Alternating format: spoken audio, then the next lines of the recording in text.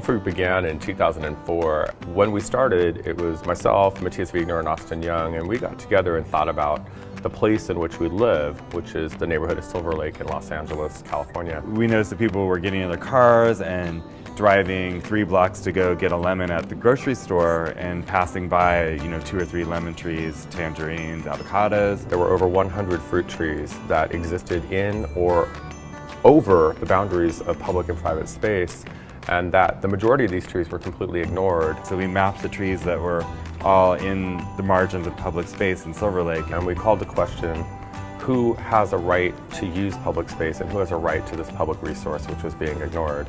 Fast forward 10 years later, and we are now at the Skirball exploring fruit through other materials and histories and ideas of public participation. The work here is inspired by one particular document, which is a 17th century ketubah from Italy.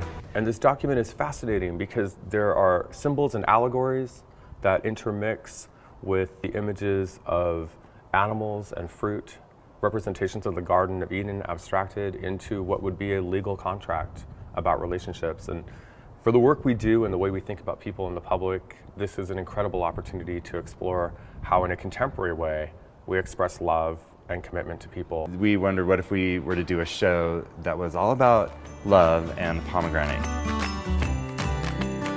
In addition to that, we hosted a public fruit tree adoption, and specifically pomegranates, where we invited the public to come participate and adopt a pomegranate tree. We're also asking that they consider planting in front of their property, next to the sidewalk, say, where they can share it with their neighbors. We took this opportunity for call and response kind of environment where we propose questions to the public about love and what makes for a meaningful relationship. Try to have good communication between both partners, honesty.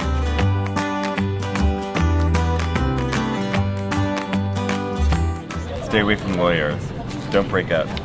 That's good advice. Another aspect of what we're doing here is creating a custom wallpaper that celebrates the pomegranate itself, and then portraits that will be collected from public participation about people photographed with someone they love that will be curated and reinstalled on top of the wallpaper pattern, creating a different form of community or portrait about how one might investigate the representation of love through image making.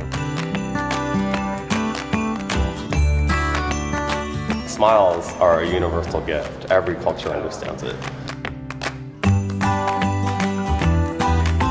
It was maybe the authenticity of the images that really spoke to us. We looked for the snapshots and the candid moments that maybe are personal to the person in the image.